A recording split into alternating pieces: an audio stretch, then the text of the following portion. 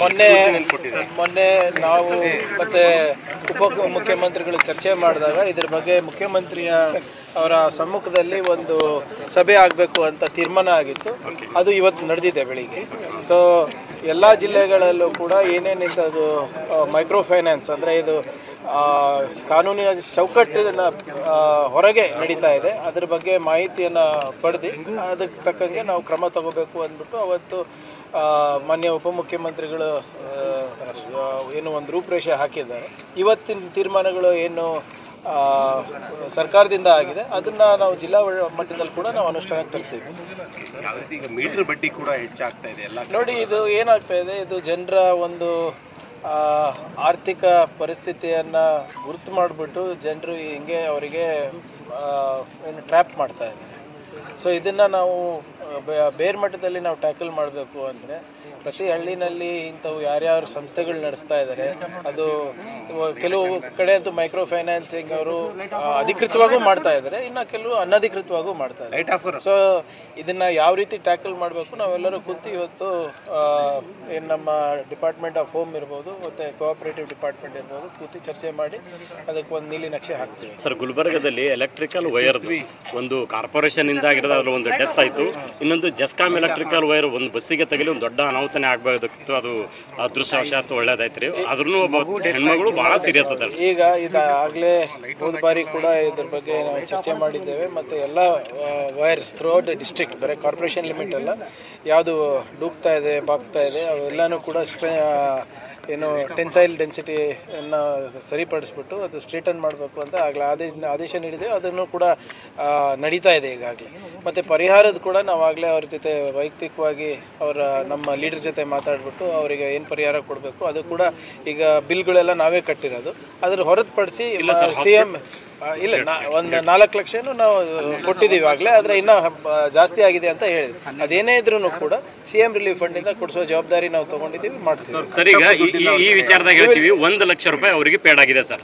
ಅದು ಬಿಟ್ಟರೆ hospital bill ಇದುವರೆಗೂ ಕಟ್ಟಿಲ್ಲ. ಹಾಸ್ಪಿಟಲ್ ನಿರಂತರ ಪ್ರೆಜರ್ ಅವ್ರ ಕುಟುಂಬದವ್ರ ಮೇಲೆ ನನ್ನ ಮಾಹಿತಿ ಪ್ರಕಾರ 9 ಲಕ್ಷ ಏನೋ ಬಿಲ್ ಆಗಿದೆ, 4 ಲಕ್ಷ ಏನೋ ಕೊಟ್ಟಿದ್ದೀವಿ ಅಂತ ಇದೆ. ಪೇಡ್ ಆಗಿಲ್ಲ. ಏನಿದ್ರು ಕೂಡ ವಿ ವಿಲ್ ಟೇಕ್ ಕೇರ್. ಅದನ್ನ ಮಾಡಿಸೋ ಜವಾಬ್ದಾರಿ ನಮ್ಮ ಸಂಸ್ಥೆಗಳದ್ದಾಗ್ತದೆ. ಅದನ್ನ ನಾನು ಮಾಡಿಸ್ತೀನಿ, ಹೆಚ್ಚಿನ ಮಾಹಿತಿ ಪಡೆದು ನಾನು ಮಾಡಿಸ್ತೀನಿ. ಬರೀ ಹಾಸ್ಪಿಟಲ್ ಬಿಲ್ ಅಷ್ಟೇ ಅಲ್ಲ ಸರ್, ಕುಟುಂಬರು ಬಹಳ ಸಂಕಷ್ಟದಲ್ಲಿ. ನೋಡಿ, ಫಸ್ಟ್ ಹಾಸ್ಪಿಟಲ್ ಅವ್ರ ಆರೋಗ್ಯ ಇಂಪಾರ್ಟೆಂಟ್ ಇದೆ. ಅವ್ರ ಹೊರಗೆ ಬಂದ ಮೇಲೆ ಮಾನ್ಯ ಮುಖ್ಯಮಂತ್ರಿ ಪರಿಹಾರ ನಿಧಿಯಿಂದ ಎಷ್ಟಾಗುತ್ತೆ ಅದನ್ನ ನಾವು ಮಾಡಿಸ್ತೀವಿ.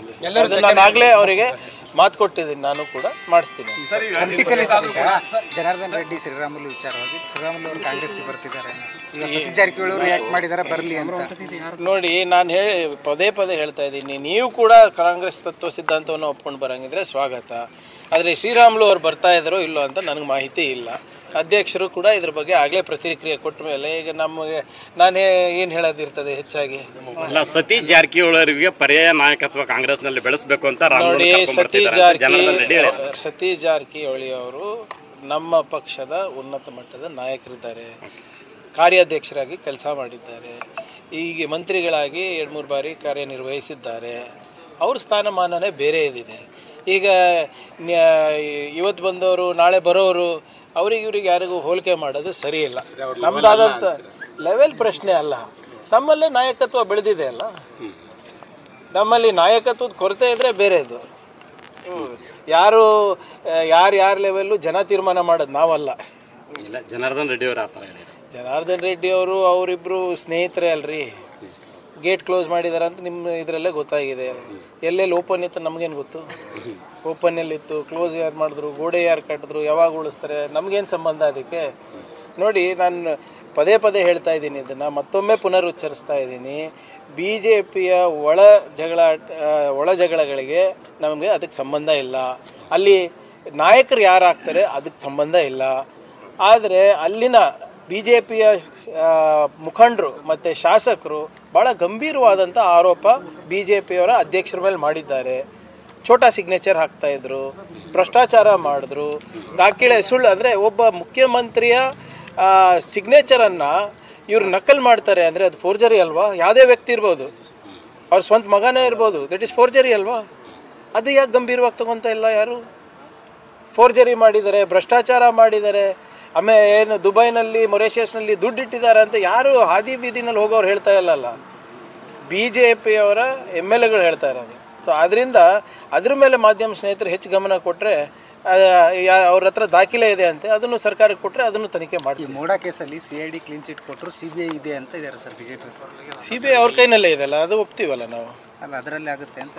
ಅದೇ ಅವ್ರ ಕೈನಲ್ಲೇ ಇದೆ ಅಲ್ರಿ, ಅದು ಅವ್ರದ್ದೇ ಕೈಗೊಂಬೆ ಅಲ್ಲ. CBI, IT, ED, ಗವರ್ನರ್ ಕಚೇರಿ ಇವೆಲ್ಲ ಯಾರ ಕೈಗೊಂಬೆಗಳು? ಅಲ್ಲಿ ಏನು ಹೇಳ್ತಾರೆ ಅದು ಕೇಳ್ಕೊಂಡು ಅದರ ಆದೇಶ it is not an investigating agency, it's a implementing agency.